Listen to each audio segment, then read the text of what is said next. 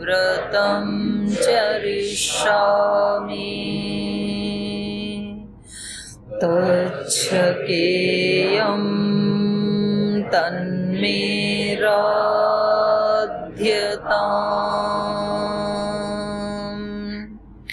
इदमहमनृतात् सत्यमुपैमि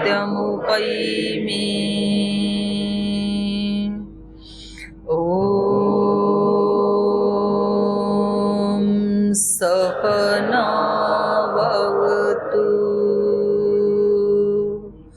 सहनौ भुनक्तु सह वीर्यं करवावहै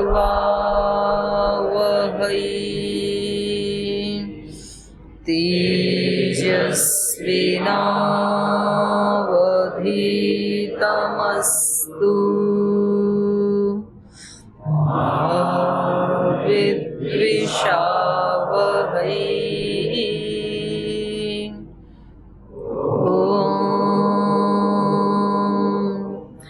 शांति शांति शांति।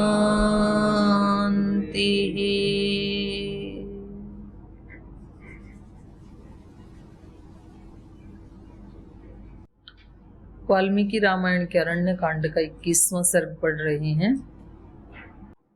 अरण्य कांड में, इस दंडकारण्य में श्री राम और खर और दूषण के युद्ध के पश्चात अकंपन नाम के राक्षस जो शेष बचे हैं, वो सैनिक हैं या गुप्तचर हैं, जो भी हैं, तो वो रावण के पास जाते हैं लंकापुरी में और पूरे युद्ध का वृत्तांत उनको सुनाते हैं। और सुनते ही रावण तत्क्षण युद्ध के लिए तैयार हो जाते हैं। तो पुनः अकंपन उनको सलाह देते हैं कि जो उन्होंने श्री राम का पराक्रम देखा है उसको ध्यान में रखते हुए ऐसे नहीं मालूम पड़ता है कि युद्ध में कोई श्री राम को हरा सकता है, क्योंकि वो अजेय हैं। तो युद्ध में अजेय वही व्यक्ति बन सकता है जिसमें सब प्रकार का बल पराकाष्ठा पे हो, जिसमें नैतिक बल भी, मनोबल भी, भावनाओं का बल भी, सेवा का बल, सामर्थ्य का बल, उत्साह का बल, पराक्रम का बल, चरित्र का बल, ये अनेक अनेक प्रकार, जितने प्रकार के बल हो सकते हैं, उन सब बलों की पराकाष्ठा है श्री राम। तो जिस व्यक्ति में, क्योंकि कभी कभी ऐसे होता है किसी किसी व्यक्ति में बुद्धि का बल है, व्यवहार का बल नहीं है, किसी में शरीर का बल है, बुद्धि का बल नहीं है, किसी में बुद्धि का बल है, शरीर का बल है, चरित्र का बल नहीं है, किसी के पास ये तीनों बल हैं तो सामाजिक बल नहीं है, कोई पसंद नहीं करते हैं। तो कोई ना कोई एक ना एक न्यूनता त्रुटि मिल जाती है। सभी बलों से संपन्न होना, तो फिर तो वो तो अजय हो ही जाएगा, उस व्यक्ति को तो कौन ही जीत सकता है। तो श्री राम ऐसे ही बलवान व्यक्ति हैं। तो उसको ध्यान में रखते हुए अकंपन बताते हैं कि उनको जीता नहीं जा सकता युद्ध में, क्योंकि रावण भी विद्वान है, रावण बलवान भी है, धनवान भी है, लेकिन चरित्रवान नहीं है। या तो ये कहें कि उनके अंदर विनम्रता का बल नहीं है, व्यवहार का बल नहीं है। तो इसलिए कोई भी एक भी छेद है यदि, तो वो नौका को डुबाने के लिए पर्याप्त है।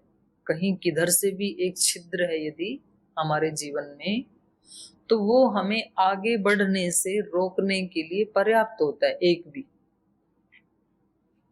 99 छिद्र नहीं है किसी नौका में, केवल मात्र एक है। और तो इसलिए उनको भी, जो भी छिद्र हैं उनको हटाने का प्रयास करना, यही साधना है। और वो व्यक्ति को खुद ही पता होता है कि मेरे अंदर कौन सा गुण है, कौन सा वीकनेस है, सबकी अलग अलग होती हैं। अपने गुणों का व्यक्ति को गौरव होना चाहिए, अहंकार तो नहीं होना चाहिए, गौरव होना चाहिए कि भगवान ने कुछ तो दे के भेजा है मुझे, मैं भी भगवान का ही पुत्र हूँ या पुत्री हूँ। जैसे रोज पूज्य गुरुदेव हमें प्रैक्टिस करवाते हैं, अहम इंद्रो न पराजिज्ञ, तो कुछ तो दे के भेजा है और एक डिवाइन एनर्जी ने मेरा निर्माण किया है, किसी सामान्य व्यक्ति ने मेरा निर्माण नहीं किया। मेरे व्यक्तित्व का, मेरे अस्तित्व का जो व्यूहन है वो एक सर्वोच्च सत्ता ने किया है, तो उसका गौरव होना चाहिए। और जो वीकनेस है उसका ध्यान होना चाहिए व्यक्ति को, और उसके लिए प्रार्थना और पुरुषार्थ दोनों करने चाहिए। प्रार्थना भी करनी चाहिए, भगवान जी आप ही शक्ति दो, आप ही हेल्प करो, और खुद भी पुरुषार्थ करना चाहिए अपने अंदर जितनी शक्ति है। एक बात व्यक्ति को ये भी रोज सोचनी चाहिए कि जितना भगवान ने मुझे दिया है उस सब का मैं सदुपयोग कर रहा हूं या नहीं, कर रही हूं या नहीं। कई प्रकार की शक्तियां दे के भेजा है भगवान ने, हमें पता है उनका, कुछ का पता है कुछ का नहीं भी पता है, पर जितने का हमें पता है कि मेरे पास ये सामर्थ्य है, मैं ये कर सकता हूँ, उन सब का हम प्रयोग कर रहे हैं या नहीं कर रहे हैं, ये तो जरूर व्यक्ति को सोचना चाहिए। यदि हम उन सब का 50-60% प्रयोग करते हैं तो उसको बढ़ाना चाहिए, फिर 70, 80, 90, फिर धीरे धीरे 100%। 20-30% कर रहे हैं तो बहुत तीव्र वेग से बढ़ाना चाहिए। कर ही नहीं रहे हैं तो प्रारंभ करना चाहिए, क्योंकि जब तक जो दिया है उसका प्रयोग नहीं करते तब तक नया कुछ भी मिलता नहीं है। माता पिता हमें कुछ रुपए पैसे देते हैं और हम उनसे फिर और मांगने लगे तो माता पिता क्या बोलेंगे, पहले जो दिया उसको तो खर्च कर लो, तो जब वो पूरे हो जाएंगे तो और दे देंगे आपको। तो ऐसा ही हमारा भगवान के प्रति भी संबंध है, माता पिता की तरह ही। तो जब भी हम मांगते हैं, हम मांगते ही चले जाते हैं और हमारे पास जो पड़ा है वो सड़ रहा है। तो मांगना नहीं चाहिए व्यक्ति को, बल्कि जो अपने पास है उसको पहले प्रयोग में लाना चाहिए, फिर उसके बाद प्रार्थना। और प्रार्थना केवल मांगने के लिए थोड़ी ही होती है। प्रार्थना में एक विनम्रता का भाव होता है, एक कृतज्ञता का भाव भी होता है। स्तुति, प्रार्थना, उपासना। तो स्तुति में उसकी महानता का गुणगान, और प्रार्थना में जो दिया उसके प्रति कृतज्ञता, जो पहले दिया है वो कुछ कम नहीं है, उसी को संभालने के काबिल नहीं हूं अभी तो नया तो क्या ही मांगू आपसे। जो दिया है उसका भी सदुपयोग नहीं कर पा रहा हूं। तो श्री राम ऐसे हैं कि जो उनको दिया है उसका 100% सदुपयोग किया है उन्होंने। जैसे हमारे को भगवान ने समय दिया है, और समय हमें कितना दिया है, जितना किसी राजा महाराजा संत महात्मा योगी को देते हैं उतना ही हमें दिया है। कोई भेदभाव नहीं समय में, वही 24 घंटे सबके लिए। तो क्या हम उसका उसी तरह सदुपयोग करते हैं क्या? जैसे कोई एक योगी अपने समय का सदुपयोग करता है, कोई साइंटिस्ट करता है, कोई बहुत बड़ा जिसको महापुरुष कहा जाता है संसार में, उसकी तरह ही हम अपने समय का सदुपयोग कर रहे हैं या नहीं कर रहे हैं। तो ये तो पूंजी है हमारी। तो ऐसे जब व्यक्ति का ध्यान जाता है अपने छिद्र की तरफ, ये भी एक छिद्र है समय का सदुपयोग ना करना।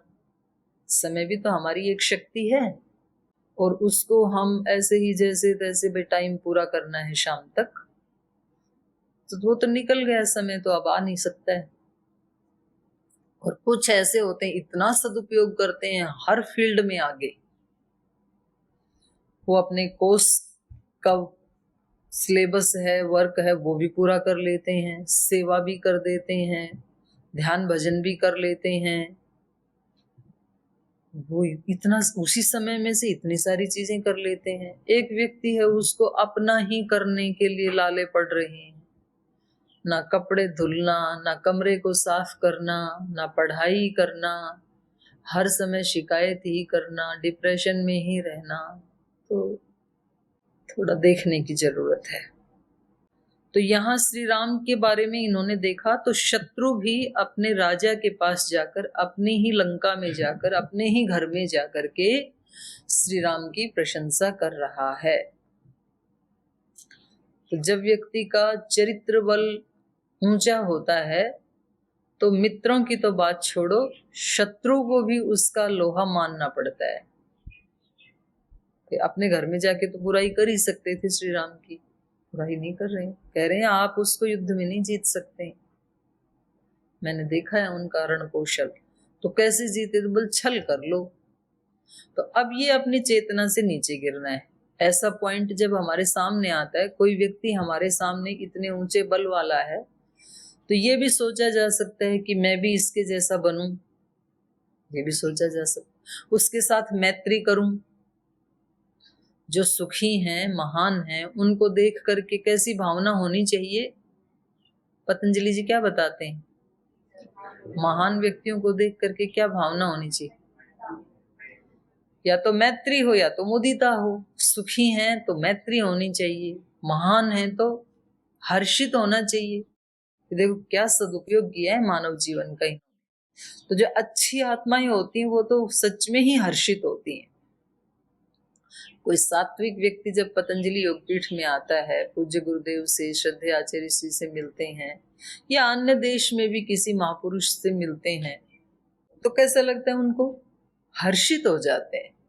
क्या पीठ बना दिया आपने, क्या गुरुकुल बनाया, क्या संन्यास आश्रम बना दिया, क्या विश्वविद्यालय बना दिया, क्या जीवन का सदुपयोग किया है आपने। तो वो हर्षित होते हैं। और जिसके अंदर राक्षसी आसुरी भाव है, तो वो फिर छल करने की बात सोचते हैं कि इनको नीचे कैसे गिराया जाए, तो वो फिर छल करते हैं। आप कैसे कह सकते हैं आयुर्वेद से बीपी ठीक होता है, क्योंकि हमने तो उसमें नियम में लिख ही नहीं रखा। तो आप अपने नियम बदल लो ना, होता है तो होता है, इतने लोगों का हो गया ना। तो वो सत्य को स्वीकार करने में उनको थोड़ा सा हिचकिचाहट होती है, करना तो पड़ता है। क्योंकि जब लाखों लोग बोल रहे हैं कि हमारा ये रोग ठीक हो गया, तो उनको कौन झुठला सकता है? आप उनको करोड़ों रुपए देकर के भी झूठ तो नहीं बुलवा सकते। बोले हो गया हमारा तो, और रिपोर्ट इन्हीं मशीनों ने की थी, जिन्होंने पहले की उन्होंने दूसरी बार की। तो सत्य का एक इतना बल होता है कि उसको दबाया नहीं जा सकता।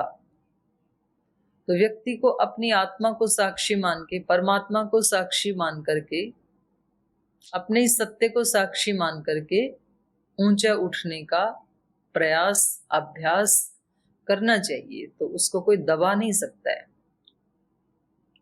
जैसे हमारे मंच पे ये ध्रुवा घास, ये तो चलो बनावटी है, लेकिन पूजा आदि में दूर्वा घास से वो किया जाता है। तो दूर्वा घास ही क्यों लेते हैं, दूसरी क्यों नहीं लेते हैं? कोई भी पत्ते आदि से कर ही सकते थे ना। उसकी एक खूबी है, खासियत है उसकी। उसको उखाड़ के आप डाल दो, सूख जाएगी, और फिर जब बारिश आएगी ना, तो वहीं से फिर हरी हो जाएगी। उसको पानी मिलते ही मरती नहीं है कभी भी। उसको आपने फेंक दिया किसी खड्डे में और ऊपर से मिट्टी डाल दिया आपने, और जब बारिश आएगी ना, तो मिट्टी के अंदर से फिर आ जाएगी। उसकी जड़ को सर्वथा नष्ट करना लगभग इम्पॉसिबल होता है। आपने उसके ऊपर ईंट लगा दी, मिट्टी लगा दी, ईंट की छेर में से ऊपर आ जाएगी, मरती नहीं है दूर्वा घास। वो सत्य का प्रतीक है। सत्य को कितना भी दबाया जाए, ढक दिया जाए, छिपा दिया जाए, लेकिन सत्य कभी भी मरता नहीं है। उसके शत्रु को भी उसकी प्रशंसा करनी ही पड़ती है। सत्य में इतना बल होता है। तो ये कह रहे हैं आप उनको युद्ध में पराजित नहीं कर सकते हैं, इसलिए कोई छल का आश्रय लीजिए।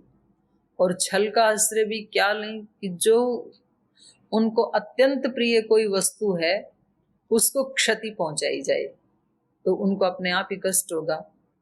तो उनको सबसे प्रिय सीता माता हैं, अपनी शक्ति से उनको प्रीति है, तो उसको आघात पहुंचाया जाए, ये यहाँ पर अकंपन सलाह दे रही हैं रावण को। और बस सलाहकार जैसा मिल गया व्यक्ति को, वहां से या तो विजय की चढ़ाई शुरू हो जाती है या तो पतन की गहराई शुरू हो जाती है। ये गुरु का रोल है। कैसी शिक्षा दे रहा है वो बच्चे को, ये माता पिता का रोल है। कैसी शिक्षा दे रहे हैं अपने बालकों को, अपने शिष्यों को। तो या तो वहां से उत्थान शुरू हो जाता है या तो पतन शुरू हो जाता है। तो इसीलिए तो महिमा है माता पिता गुरुजनों की, क्योंकि उनका बहुत बड़ा रोल है व्यक्ति के उत्थान में या पतन में। अगर एक ऐसा माहौल क्रिएट कर दें माता पिता घर में, वाणी से बोलने की जरूरत नहीं है माता पिता को, वाणी से तो सारे अच्छे ही बोलते हैं। माता पिता कहते हैं टाइम वेस्ट मत करो बेटा, और खुद टीवी देखते हैं, सीरियल देखती है माँ पूरे दिन, तो कितना भी बेटे को सिखा लो वो टाइम वेस्ट तो करेगा, वो देख रहे हैं ना अपनी माँ को। फिर कहते हैं बड़ों की बात सुनते हैं, बड़ों के सामने नहीं बोलते हैं, और खुद अपने सास ससुर के सामने उल्टा बोलते हैं, तो बच्चे तो सीखेंगे। फिर एक ऐसा इन्वायरमेंट क्रिएट करना बड़ा तप करना पड़ता है उसके लिए। तो फिर अब यहाँ पर गुरुजी ऐसे कहते रहे वे पुरुषार्थी होना चाहिए, और खुद गुरुजी उठे 8 बजे, फिर नहीं उठ सकते हैं शिष्य। खुद जी के दिखाना होता है। तो वो एक इन्वायरमेंट ऐसा बन गया कि भाई जब गुरुजी 3 बजे उठते हैं तो हमें 4 बजे उठना ही चाहिए, और उठना ही पड़ता है। व्यक्ति को खुद ग्लानि होने लगती है नहीं उठता है तो थोड़े दिन के बाद।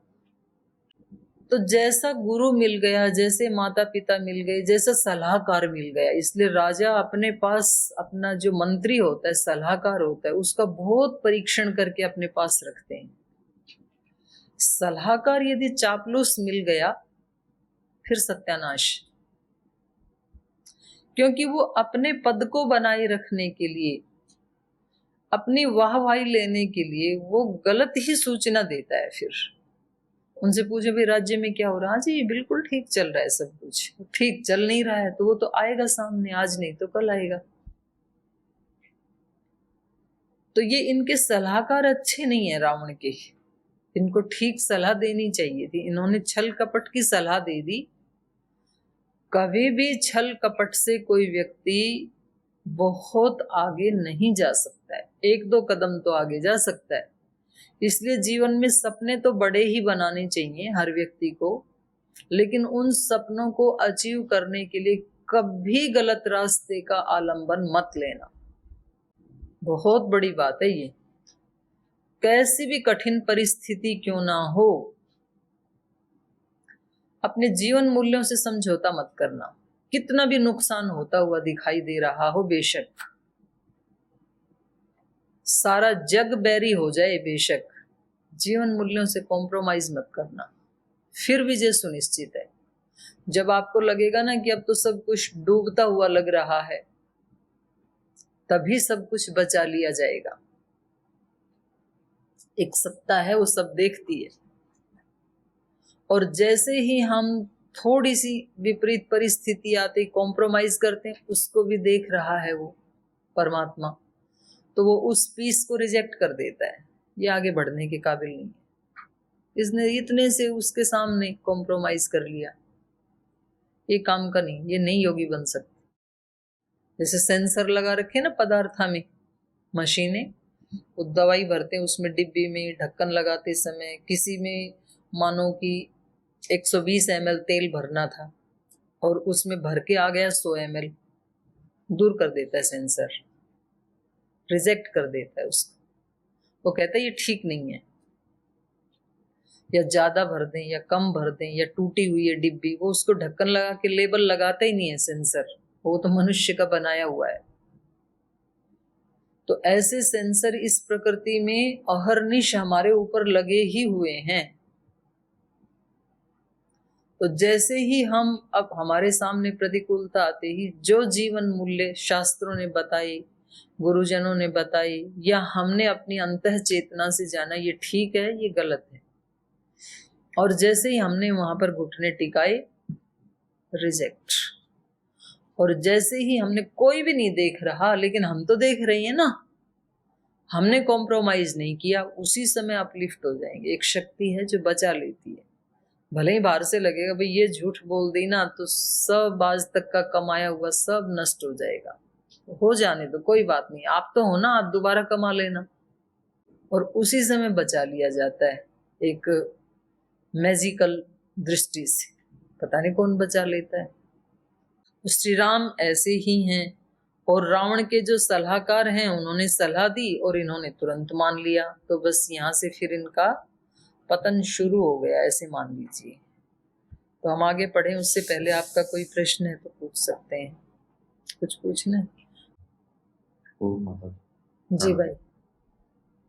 ये निष्काम कर्म करते हैं तो उसका कोई पाप और पुण्य बनता है क्या?